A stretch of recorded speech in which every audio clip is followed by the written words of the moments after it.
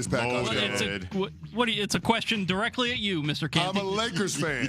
What the hell do you think I'm going to say? No, they can't. Lakers of the field, I'm taking the Lakers. Any given night, we got the best two players on the court in LeBron and Luka. And, oh, by the way, don't sleep on AR-15. The way that this team is playing right now, the momentum that they have going into the postseason, they know who they are. They all understand their roles. They know how to star in their respective roles. And then Luka Doncic has something to prove. The trade motivated him clearly. We're getting a better version of Luka Doncic, and we saw when he turns it up in the postseason, it's a problem. Like, this guy is a 30-point-a-night scorer in the playoffs. Yes, the Lakers are going to the NBA Finals, and no, there's no other team that has a shot out of the West. They are not going to the NBA Finals. Just a hater. Dude. You're just a hater. No, I'm not a hater. You're just a hater. Oklahoma City, better basketball team. It's Oklahoma City and everybody else. Oklahoma City had the #1 record in the West last year. What happened to them? Well, that's last year. This year, they won 68 games. No, but what happened to them last year? I don't compare it. Who they lose to last year? I don't use past events. Who they lose to last year? They're not the same team as they were last year. Neither are the Lakers. Neither are the Lakers. The Lakers ain't the same team, but Luka Doncic is the same player. But Oklahoma City was a better basketball team this year than last year. All right. They have better personnel. They're better defensively. That's why they call Luka Doncic. There's no D in Luka. That's why his last name is Doncic, as far as that goes. It's Oklahoma. Doesn't matter if there's no D. He got him to the NBA Finals. That was last year. This year against a better Oklahoma City team. If they meet in the playoffs, was last year when he didn't have LeBron James as his teammate. Oklahoma City last year did not have the same kind of personnel defensively, being better, adding even depth on their basketball team. Okay, Freddie C. You can have your Lakers love. If they meet Oklahoma City in the playoffs, Oklahoma City's beating them in 6. I just want to re-rack this in a month and a half when we get to the NBA. You can re-rack this. I'm not even an Oklahoma City fan. 2 months, my Lakers in the NBA Finals. I just want to re-rack this and say Freddie Coleman was doubting us. Candy or Canty, brought to you by Grainger, dropping winning play, not named the Lakers, with Grainger, offering supplies and solutions for every industry. Grainger will help your business cross the goal line. I am not a hater. ESPN Radio, the ESPN app, and ESPN2, presented by Progressive Insurance. And it is time for the Progressive NBA Snapshot after the play-in games tonight involving Miami versus Atlanta, as well as Dallas taking on the Memphis Grizzlies. It officially kicks off this weekend. I can't wait to ask Chris Canty, who is the most dangerous player in the playoffs, on the eastern side or the western side?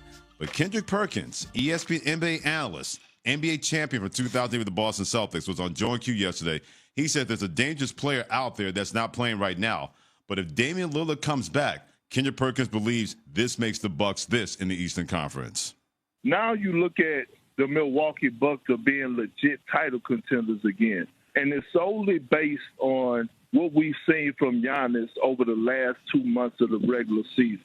Quiet is kept. He has been the best basketball player in the world, right? And we know he could go get the 30 points. We know he could go get the 11 or 12 rebounds. It was every time I look up, he was having 20 assists, 15 assists, 11 doubles. And I'm like, oh, he's tapping into the Jokic space now. And then he comes out and he says, I'm having fun. I'm playing with joy. That's a dangerous Giannis Antetokounmpo. And now you add Dame along with the others.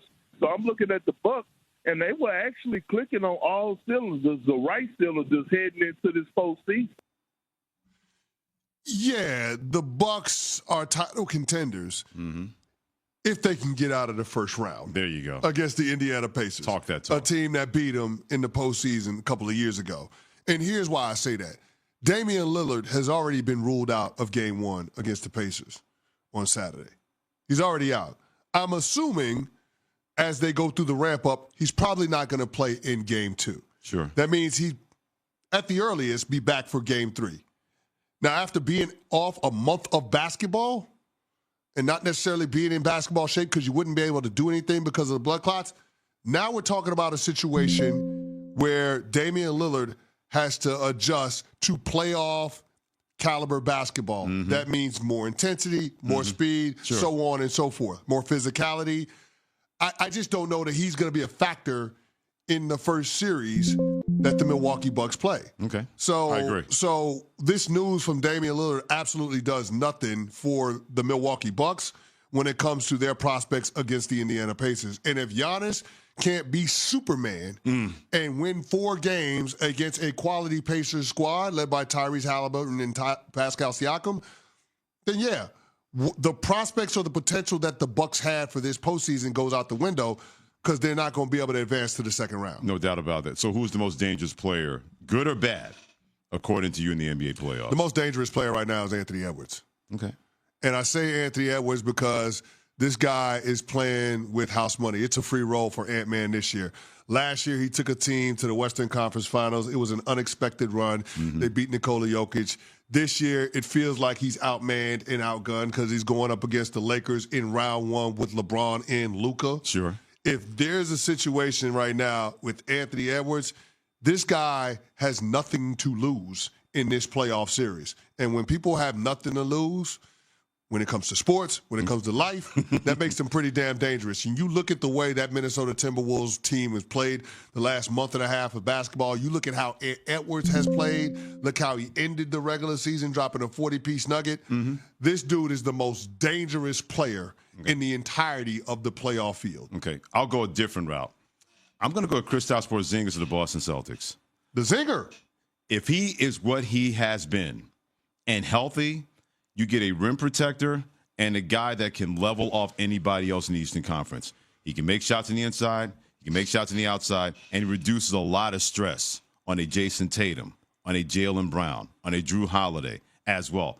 His ability at 7'3" to make shots inside and outside and keep you from getting to the rim, being that rim protector, they could be an even more dangerous team, the Boston Celtics, than when they were last year, when they won the NBA championship. And they did it effectively without him because he was injured. Yes. He makes them an even stronger basketball team.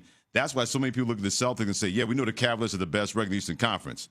But if Porzingis is right, Cavaliers are not going to beat that team 4 times in 7 games. That's why I think he could be potentially the most dangerous player in the playoffs. So Porzingis over Evan Mobley and Jared Allen? Then I want to see if they can actually stand up when they have to be counted with that spotlight is on them. Okay. Because That's fair. I saw how they got pushed around against a smaller New York Knicks basketball team 2 years ago. Now, they've learned their lesson. There's no doubt about that. Yeah. But Porzingis is different that you have to deal with at both ends of the floor.